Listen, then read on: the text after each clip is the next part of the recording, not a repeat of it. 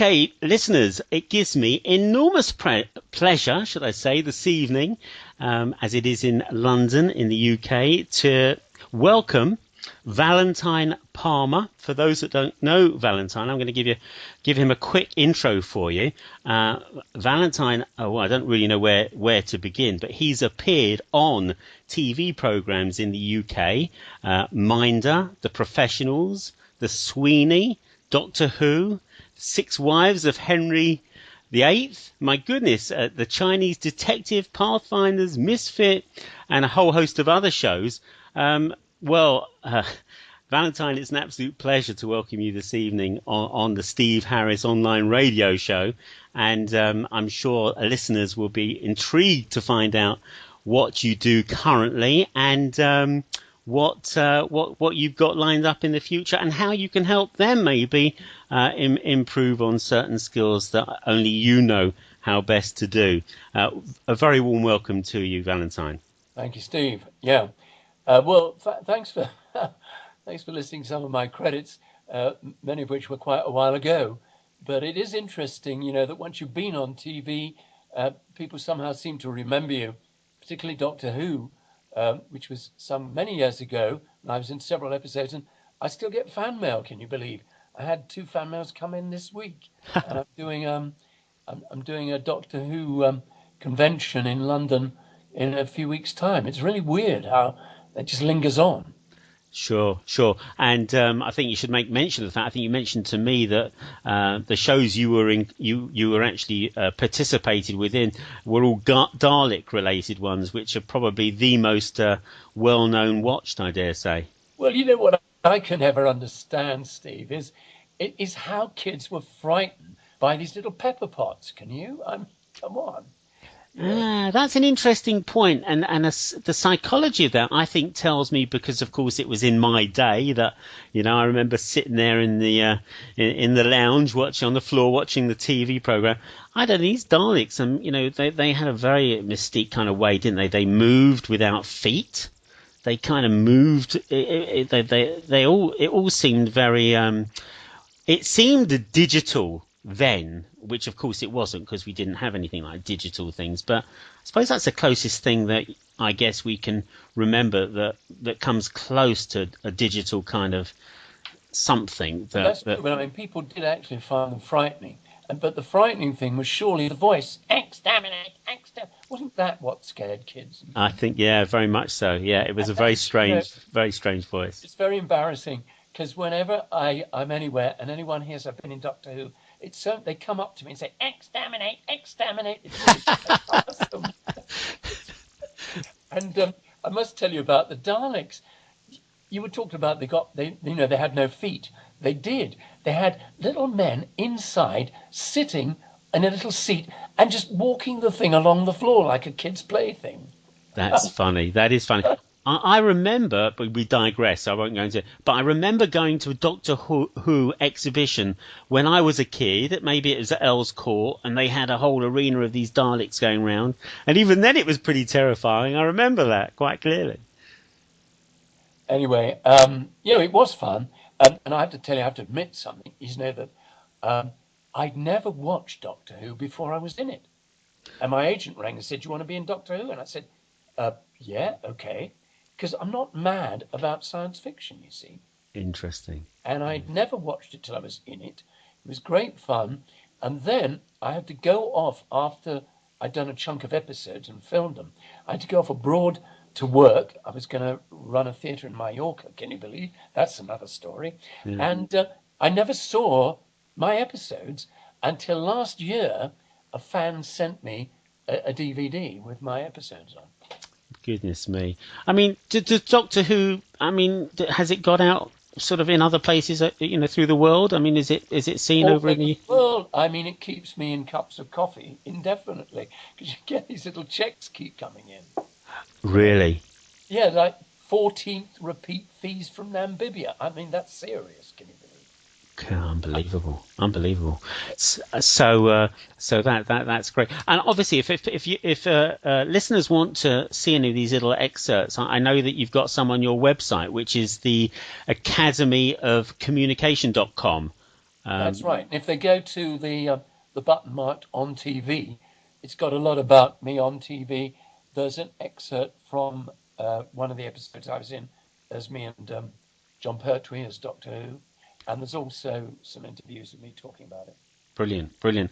And just out of interest, I noticed the Sweeney's in there. You must have been a baddie in the Sweeney there, I Valentine. was. I had one of the great lines of all times.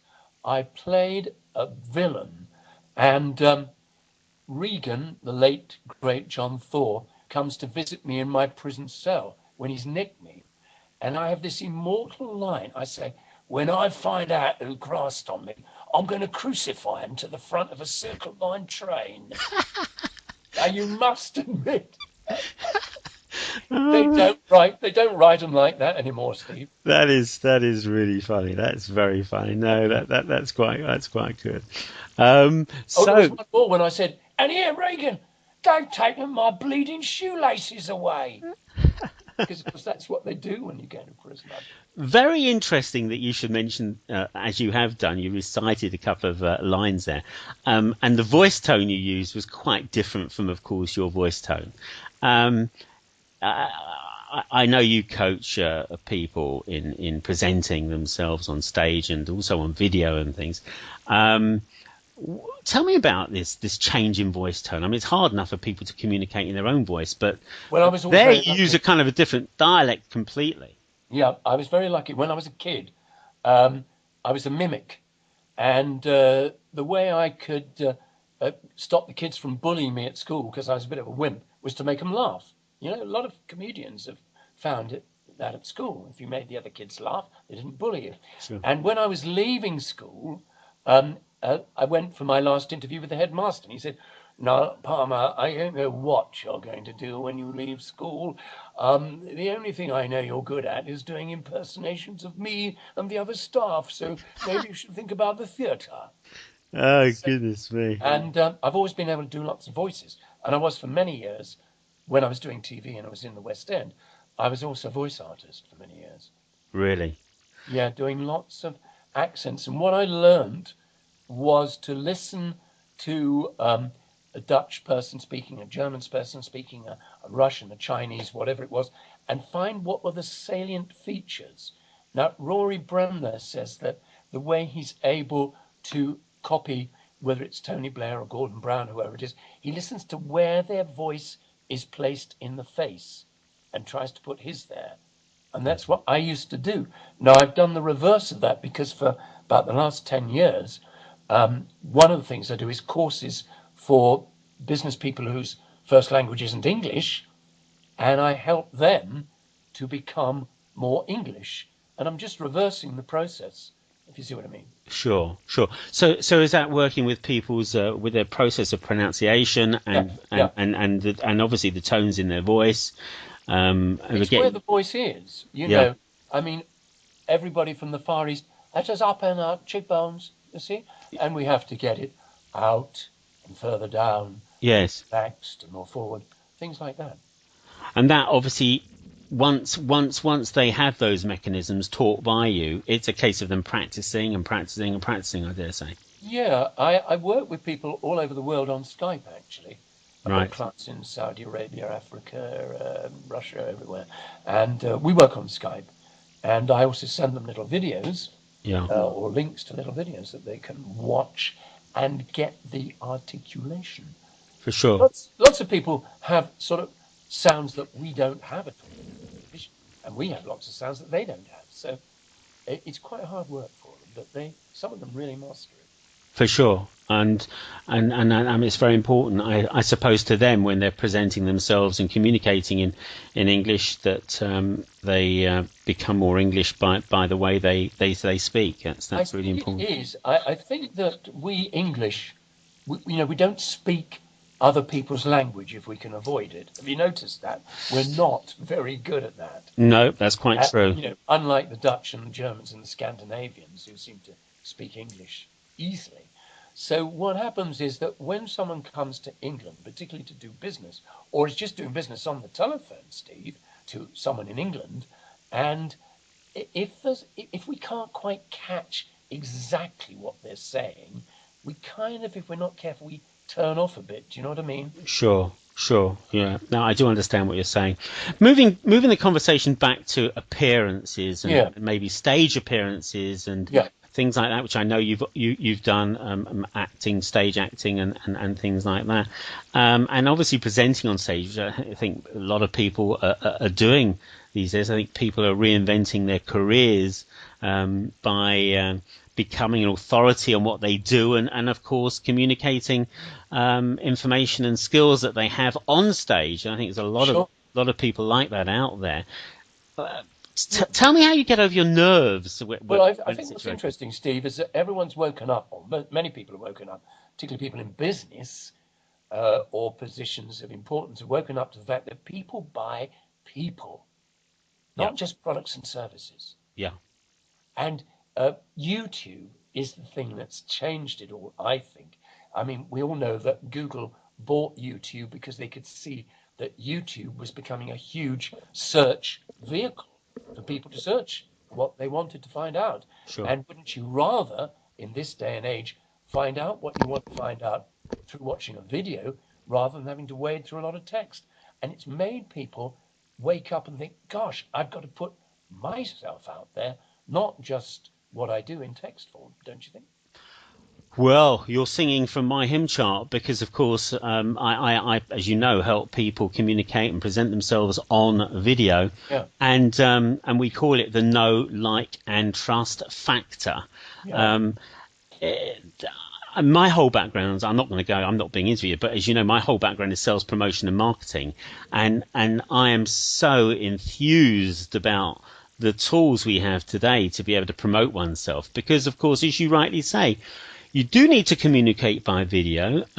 Video is about being transparent and about showing your personality. Businesses have personalities because they have people that work behind them that, as you say, people buy from people. So if you can communicate your message by video and use the skills that, of course, we employ, then you're going to set yourself light years ahead of competition that perhaps maybe haven't grasped it yet. There's an age-old adage, isn't there? It's always being trotted out that many people fear public speaking more than death. I'm not sure that that's true, but they do say that. And you know, when you are in the theatre and you go wrong or the audience is terrible, people say, "What was the show like?" You say, "Oh, I died tonight." We actually say that in the theatre. I died. Oh, really? Yeah, isn't that weird? And Yeah, yeah. I think that's interesting. But one of the things is that if you go back millions of years to prehistoric times, we probably lived in a cave and we were terrified of going out in case the new neighbors ate us. You know what I mean? It was Yes, terrifying times. yes, yeah. And I believe that when people walk out onto a stage or just stand up anywhere to do a presentation, they see a group of people and think, and their brain goes, we're outnumbered, we should run. Hmm. And Well, therefore, you've got to get out of that thing of I'm outnumbered and look at your audience and see them as one person.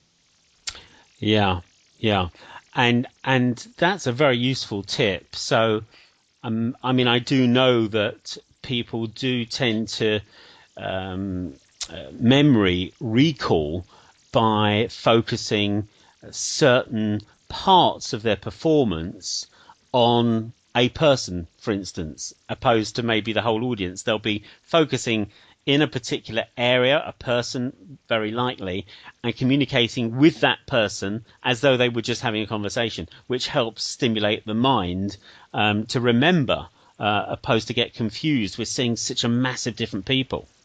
I think that's good. I always bleat on to my clients about chatting. Whether you're getting up and you've got to project your voice or you've got a microphone and you've got 1,000 people or you've got 10 people or all you've got is just a little camera staring at you with its unblinking eye, what you've got to do is just chat. You know, people get up and say, "Good morning, and today I'd like to talk about last year's sales figures," and everyone's gone. Yeah, If you yeah, get up and say, "Hi, everybody," you know, what I thought we'd do today is like, well, maybe we could look at last year's sales figures. Yeah. And it's just a chat, isn't it? Yeah, with a lot of passion and voice tone in what you're saying, to be able to stimulate those energies that you need to when you are presenting. But I think who's got a really good technique on camera and in public, and that's David Cameron. David Cameron has got a sheet of paper with like little headlines of the different points he wants to make, and he puts it on the table or the lectern, and then he starts to talk, and he'll say a phrase, hello, I know we should all address the big society, but, and he just has a quick flick down of the eye to get the next thought off his sheet, and he's off again. yeah, Skill. yeah. Well, I actually encourage people to do that when they're communicating a video presentation. If it is a long-winded presentation, PowerPoint's sort of detailed close to where the camera is, or even if it's not close, in a completely different angle, it's not a bad thing. People can get those PowerPoints and rabbit on using those PowerPoints as memory reminders about what they want to say. A very important tool. Actually, you've just mentioned a word that's a bit of anathema to me. PowerPoint. It is all one word. Now, how often have you seen a presentation where somebody stands up and up come the slides, and all they do in their presentation is read what's on the slides? Doesn't that bug you? It does enormously. I don't know personally. I don't even know how to work a PowerPoint presentation. Of course, I can do it, but I don't want to be led by a big screen and a whole load of graphics on that. I guess I might use a presentation to dramatize some of the figures that people need to know about in relation to popularity, with video and things like that. But by and large, I prefer to use maybe a flip chart and have someone work the PowerPoint flip chart presentation for me. Yeah, well, that's interesting. I did a video blog recently because about PowerPoint, because I discovered that a lady who's in the opposition party in the Swiss Parliament wants to try to get a bill through the Swiss Parliament banning PowerPoint in Switzerland. Wow, that's interesting. She says it kills presentation. Well, I agree with that, because when I present and I have workshops, as I know you do, I tend to find I've got my points that I need to cover during the course of the day. But we do digress, and it's important to digress, because people have got, they're open-minded about things. You can't stereotype, and it's got to be that way. People want to go off in different angles. I don't know if you ski, but I ski and I ski on piste, but occasionally it might be nice just to drift off piste a little bit. It makes it a bit more interesting. Equally, a presentation, if you have a presenter that can sort of go off piste a little bit and then come back on track, without wasting too much time, of course, I think it's a much, much better proposition. Steve, I think there's something that most people, when they start to do any form of after-dinner speaking, presentation, stuff to video, they forget something. And the major thing is that the voice we've heard all our life in our head is us. So it sounds okay. It sounds okay in the head. Yeah. But it may not sound okay to the people outside our head. So most people have got this false sense of security about their voice being okay. So they talk, A, too quietly, and they talk, B, far too fast. Yes. Because it's all right in their head. I do notice, and no disrespect to my fantastic friends over there in the US, but I do notice many. I don't know where it's the way they communicate their presentations, but the speed that they communicate is much quicker than we communicate. There's a lot less time gaps in between a presentation by an American person. I'm not saying American person all. I'm just saying when I see presenters, news presenters and people like, whether they're on a very rigid time sort of constraint, I don't know. But they do. Yeah, go on. I think one is you're right.